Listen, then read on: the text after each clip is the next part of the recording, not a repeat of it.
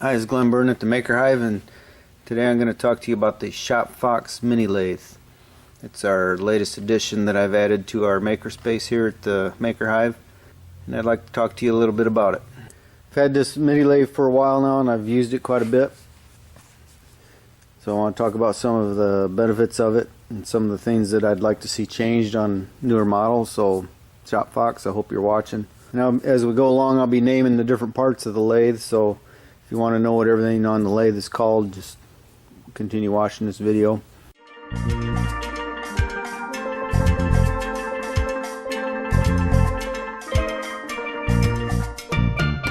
ShopFox comes with pretty much everything you need to get started. There's a little bit of assembly.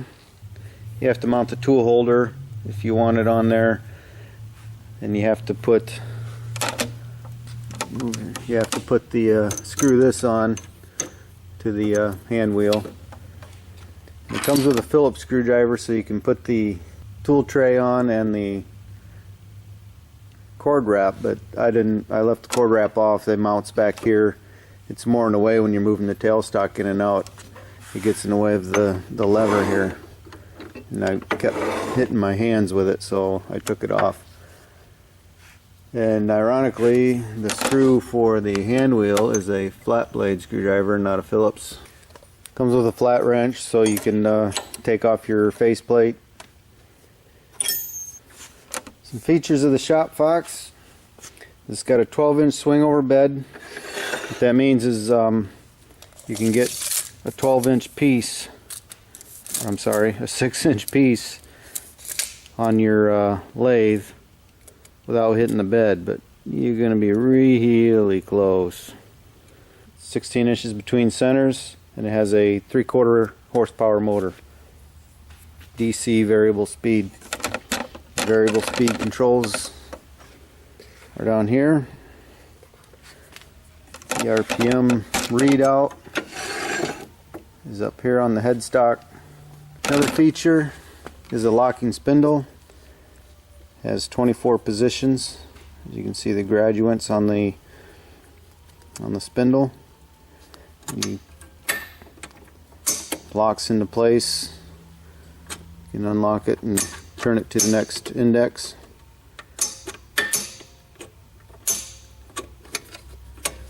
Be sure this is up before you turn the lathe on.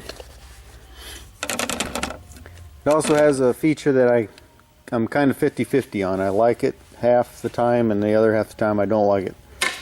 This pops open, and there's your hand wheel. The hand wheel is protected while your lathe is turning, and you're not getting sleeves or other stuff in here, because a lot of times when I'm using it, I find that I rest my hand up here, especially if I'm sanding. I'm reaching around, and it protects me that way. But when I want to rotate it by hand for either using the indexing or inspecting my part, I have to flip this open and use it manually. So I kind of like it, I kind of don't. I might extend this out so the hand wheel is out here. The other thing I really like about this lathe is the digital readout. Shows you your RPMs. It's a little slow on response time. You have to give it a few seconds for it to settle.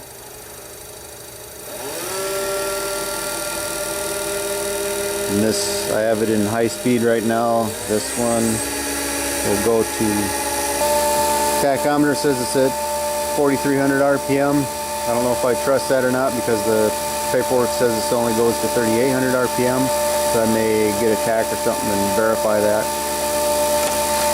You can control the high and low speed by changing the belt to pulley A or B.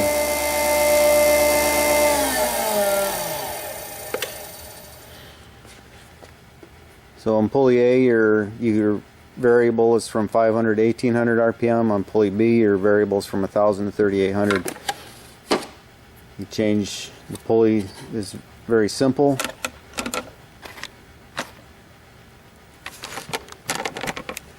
You loosen your motor bracket here, and you can lift up on this to loosen the belt. You change it to whatever pulley you want. push down to tighten the belt back up, and then tighten your set screw. I like the location of the on-off switch, because actually you can use that as a bump switch, or what we used to call bump switches, or safety switches. If you're close to the lathe and working, let's see if I can show you here. If something goes wrong, you got both hands occupied, you can bump your hip into it and shut it off. Another thing I like about the ShopFox is the convenience light. I used a LED light bulb, no heat. You can hold your hand on it all day long, won't get warm. It has two nice convenient handles, one at the headstock and another one at the tailstock. That makes it easy to lift and carry. I believe it's around 80-85 pounds. So now I'll cover some things that I don't like too much about it and what could be improved on it. Number one, when I first unpacked it, this little access door to your pulley here, you can see your pulley inside, that makes it easier to change the belt. The door was there, but there was no hinge, so I had an old screw bit with the end broke off. I just ground it down, shoved it through there to make the hinge, so that was missing. And the other thing was the RPM screen was popped out. All they had was a little decal to hold that screen in place. Well, the decal adhesive had let go and it was sticking out like this. So I cut this little piece of ABS frame on my laser cutter, tapped two little screws into the plastic housing, and that holds it in place. And although I like the light, the gooseneck could be a little longer. It could also be a little stiffer. It's almost too weak to support the weight of the light. It doesn't move while I'm using the lathe, but as soon as you put your hand on it, it wants to drop.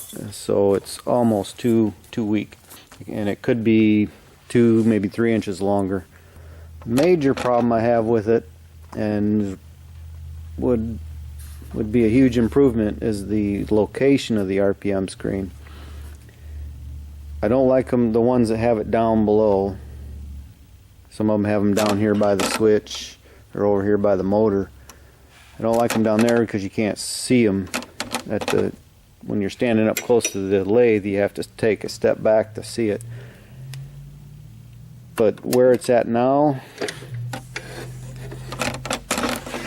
if I'm in close, doing close work, which doing pens and other small things, you're in here close. If I'm in here tight, it hits my arm, and some people may not bother them, but it bothers me. And it's almost 2 inches, 1.75 inches sticking out here. And if this was even maybe up higher where the sticker's at, or on the back side, and I think I'm gonna modify this, take it from here and put it on the back with the screen up here, and I can see it as I'm working. I can make adjustments to the speed if I need to, and it's out of the way. It also gets covered with a lot of shavings and dust, and it's just a bad location in my opinion. The other item I already pointed out was I kind of want this exposed, but then I'm glad it's covered.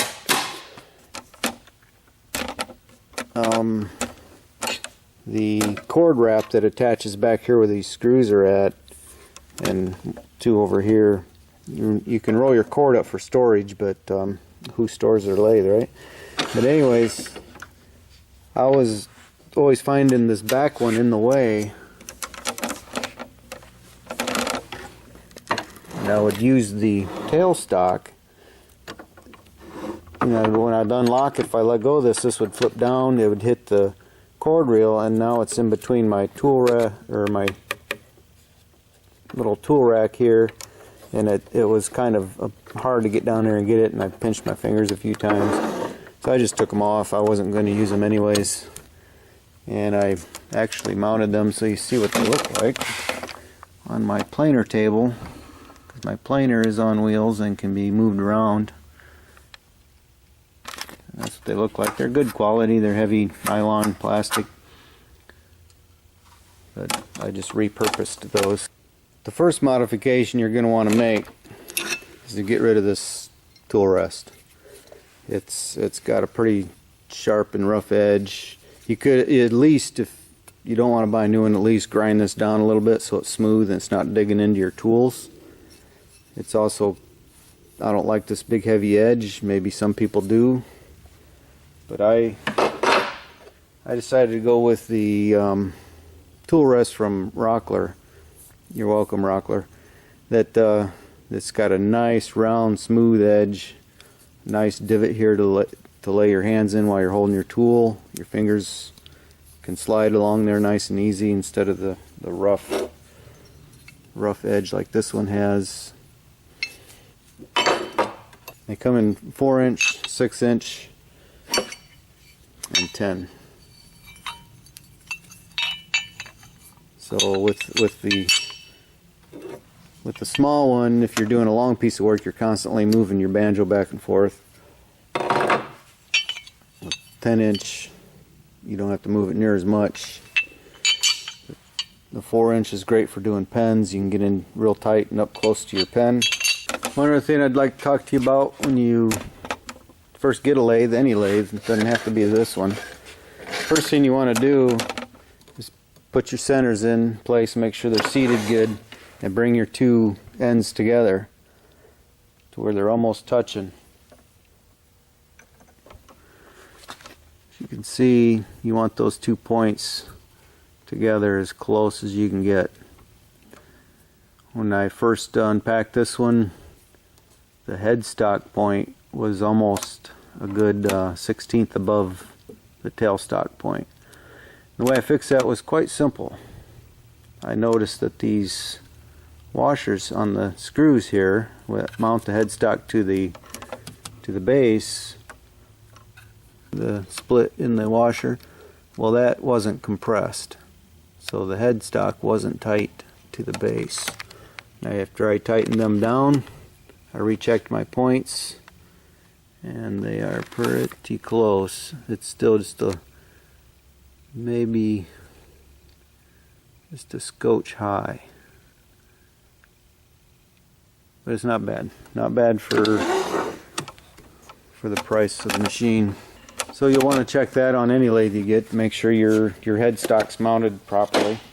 You also want to clean the packing oil that comes on it. Clean it all off. I like to use a denatured alcohol and a little bit of steel wool.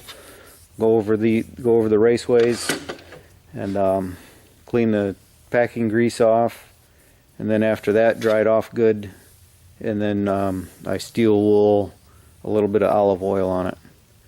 It makes it silky smooth. It doesn't leave residue on your hands. It doesn't collect dust.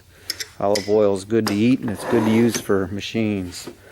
I use olive oil on a lot of my metal tools. They don't rust. As a protectant for steel, it works great. The ShopFox MIDI lathe also comes with your two centers, the push rod, and the way you take your centers out.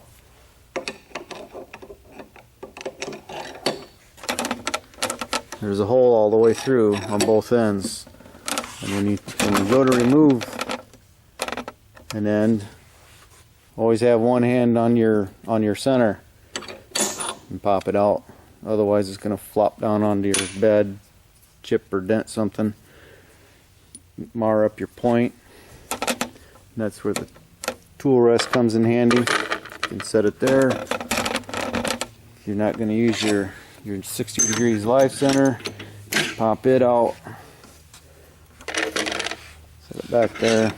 The face plate is for doing bowls or plates and big blocks of wood. You can lock the spindle, unscrew it. It has a 1x8 TPI, that's teeth per inch, with a number 2 taper. Same with the tailstock, it's MT2, and that's the ShopFox MIDI lathe.